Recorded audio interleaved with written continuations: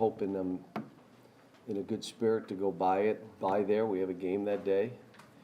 But what a great thing for students. Another thing to learn on a college campus, coming together for something bigger than you, that you can move the needle, but you got to do it with a group of people. So that event's the 29th, and I'm excited for the kids. Yes? John, you talked about opening up the court a little bit more, maybe letting your guards play downhill. Do you think we'll see more of that coming this game? Maybe. I'm just seeing everybody else do it to us. That's how they're trying to play. We've got some things that we're doing that can lead us into that. But the other side of it is we got this kid on the team that, geez, when you throw him the ball, good stuff happens for us. It's a kid. Nick Richards. So in a way, you want to say, let's play to our strengths. Our strengths may be different than their strengths, but you know, when you're in games and you're seeing people do certain things, you say, well, I wonder if we could do a little bit of that. John, at the Vandy game, you said at halftime, you reminded the guys, let's go to Dick, let's play through Dick. Why do you think they Well, what I said was, all right, they made 8 threes. We had some bad rotations. We missed 5 1-footers. This is what the score should look like. Now, let's go and put this ball in his hands a little bit and play through him. Because I didn't think he got the ball enough in the first half. And the kids.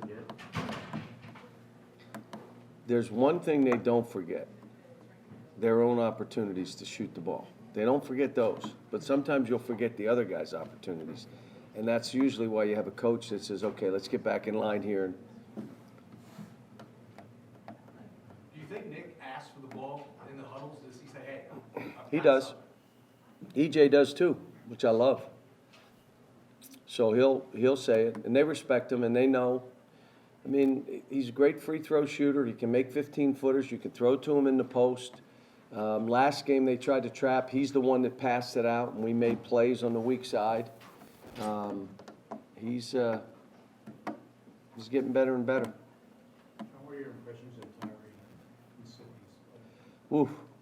So the last 3 games, he's averaging like 38 points a game. He was out a few games, which they lost, understandably. That he makes everybody on the court better. And he defends, he tries to steal, he's good. He's, you know, in our league, you know, how many guys are like him? Not many.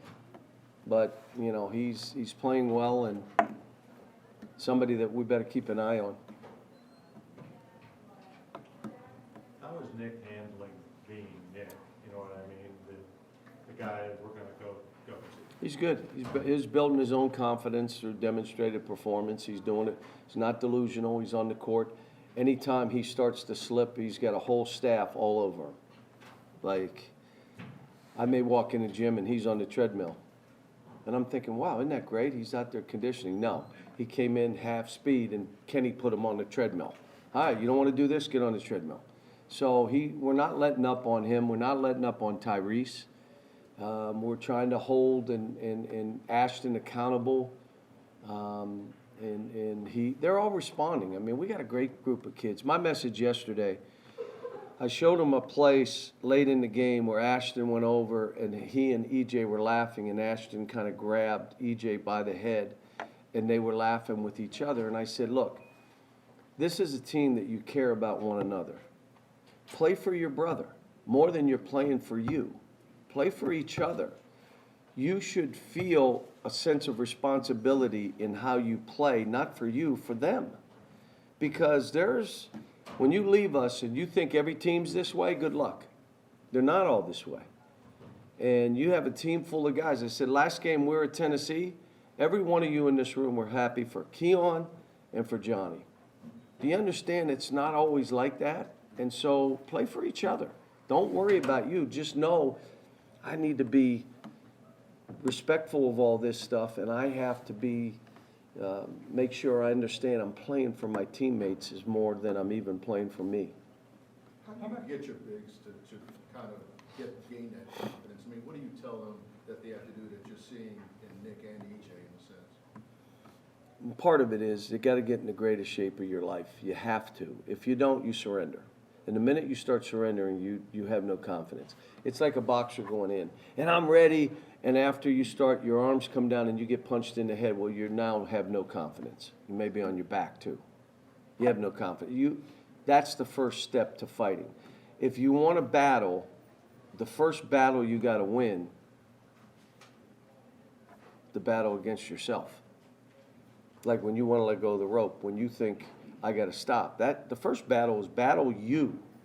And when you defeat you and you beat you, it's a little easier going and trying to beat another guy. So that's the part of it. And it takes guys time. How about this? To do that is really hard and really painful. So will you test other ways of doing it before you go to that? You do everything you can to stay away from that pain and that work and that sweat. Let me just shoot more balls. Let me shoot jump shots. How about just play me more minutes and I'll try to pass? I know I can't do this, so let me just be a passer. Well, you got twice as many turnovers as assists. I don't think that's a good one either. I mean, I got to get in shape and the pain and the sweat and the hurt. It looks like it. Okay, let's go. I mean, they're going to do whatever they can to see, and sometimes they get enabled, people around them. If he just let you shoot more, if he just played you more, if he lets you do what he lets him do, there's no get in the greatest shape of your life. Then get on the court and build your own self-image, your own self-esteem, your own self-confidence through what Nick has done, demonstrated performance. Now, he goes in a game and he doesn't work. He doesn't play low. The other guy plays lower than him and beats him to every ball. And now you say, what happened to Nick? He tested the water. The other stuff is really hard to do. He was trying to do it an easy way. There is no easy way. How much does it help having three guys that can shoot a hot single free throw in a critical game situation? Well, I think we got a lot of guys that can make them, and down the stretch, I would feel pretty good. The issue for us is we're playing with 3 point guards. Our decision making late in the game should be better than anybody else's team in the country. It should be. Now, it hasn't been until the last few games, but why wouldn't it be? If you're a point guard, are you trying to make the hardest play? Are you not seeing what the game is? We need to. If we get something easy, fine. If not, we're going to work the clock. Are you not thinking with us? Are you just exchanging baskets? You're not thinking basketball? Part of that is us and me as a coach training them to finish these games off. And it takes time. This is all, talking to a coach today, this is all a process. They all have to go through it. Let me tell you the other thing they have to do. They have to fail, and sometimes miserably. Because they have to learn, am I going to blame everybody and be delusional, or are the people around me going to blame everybody? Or am I going to take account of what just happened and own it and then change it? And then as you go through this sport, when it happens again, you know you can do this. I can work through this. Versus it happens for the first time and all of a sudden you just crumble and then you can't play. And they've got to fail some. I mean, it's an important part of the process. What did you see from Ashton in the last game with some of that decision-making and his... Made easy plays. He wasn't trying to do crazy things. He was more disciplined. He also subbed himself. He played 31 minutes instead of trying to play 37 minutes, which means in that extra 5 or 6 minutes, that's when the play comes way back, both defensively and offensively. So, I love the fact that he subbed himself. A report came out earlier this week in regards to NCAA, ACC, and Big 12 paying lobbyists on Capitol Hill for player compensation. You had the hearing Tuesday. What do you make? Tell me again what just happened. So an AP report came out on Monday saying that the NCAA, the ACC, and Big 12 all spent money towards lobbyists in regards to player compensation. Coming up, they had a hearing Tuesday in regards to that. I didn't know. How did the hearing go? Mixed reviews. I mean,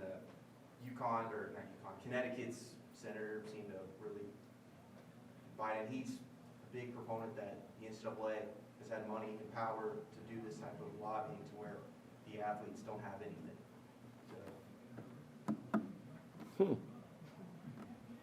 I didn't know about it. I didn't know they had a hearing. I didn't know who's done what, so it's hard for me to comment other than I keep coming back to if you do right by the kids, you're doing right. There's no level playing field. That's done. I just read today that Ohio State's athletic budget was $210 million. $210 million. I believe Sacred Heart in Connecticut, who's in the same Division I, I think their total budget for athletics was $9 million. Let me explain. There is no level playing field, so throw that away. All right, how do we take care of the kids? And when you say that, and if you're talking name and likeness, you're talking 50 kids around the country, 100 kids. So you don't want to throw everything out for 100 kids, but it is going to be different. When they leave campus, do they take stuff with them? Do you let them use stuff for their parents to travel? I mean, listen, here's what I would say. I have 1 degree, barely got it. 1. I was the first Prop 48 coach. They made me sit out my first year. Said, not smart enough. Let's get in a room. You got 15 people, 20 people with 3 college degrees, sometimes 4. You can't get in a room and figure this thing out? There's no level playing field. Don't throw out the baby for the, how about that one? I swear to you, I could get people like me, very dumb people, in a room, we could come up with something. Right now, I got one issue. I got to coach against Mississippi Saturday, so I have no time to think about all this stuff. But if that was my job, and that's what I would do, come up with some ideas. I don't want to comment. I want the NCAA to say, here's what we're planning on doing, then I'll comment. Let them go through the process of doing it. At the end of the day, I told you all the tea leaves, that I think it's going to end up in Congress, and it's the only way it'll work, because you can't have 50 states having 50 different laws that oversee college. It won't work. So now let's get back to how we got to do this. John, on a lighter note, why did you go back to the suit and tie? I can't remember. I think it was a little- I think my wife told me she liked the open collar look. So I said, really? So then I started wearing a tie. Happy Thanksgiving. No, what is this? What is this? Merry Christmas? What are we in? What is it? Oh, happy Valentine's Day, Alan.